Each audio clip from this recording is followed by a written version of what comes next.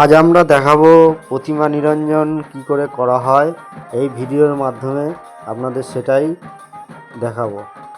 তা আমরা আজকে চলে এসেছি নবদ্বীপের পানগোপালনগর গঙ্গামাতা বারোয়ারিতে।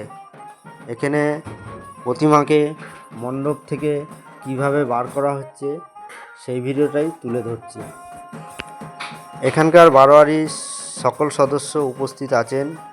অনেক কষ্ট করে মণ্ডপ থেকে প্রতিমাটি বার করা হচ্ছে।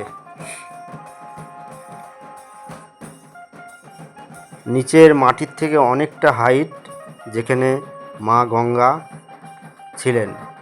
তা এখানে সবাই মিলে সহযোগিতা করে প্রতিমাটি 4 চাকার একটি লোহার গাড়িতে বের করা হচ্ছে অনেক কষ্ট করে।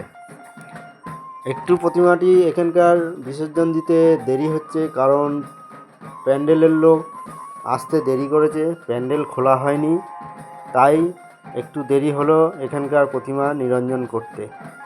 অবশেষে প্রতিমাটি গাড়িতে তোলা হয়েছে, এখন গাড়িটা রাস্তায় নামানো হবে। তা রাস্তা থেকে যেখানে প্যান্ডেলটি হয়েছিল বা মণ্ডপ ছিল, প্রায় 1 ফুটের ওপরে হাইট। অনেক কষ্ট হচ্ছে গাড়িটা নামাতে।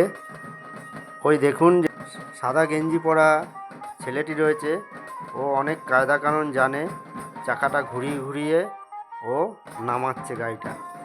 এই ক্লাবের সকল সদস্যই উপস্থিত আছেন, সকলের সহযোগিতায় প্রতিমাটি নামানো হচ্ছে মণ্ডপ থেকে রাস্তায়।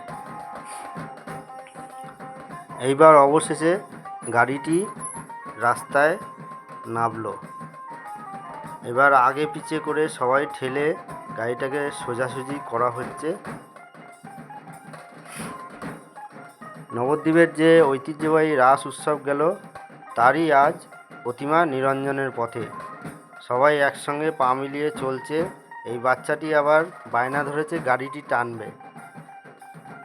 এগিয়ে চলেছে প্রতিমা নিরঞ্জনের পথে। এইবার মাকে নিরঞ্জন করা হচ্ছে।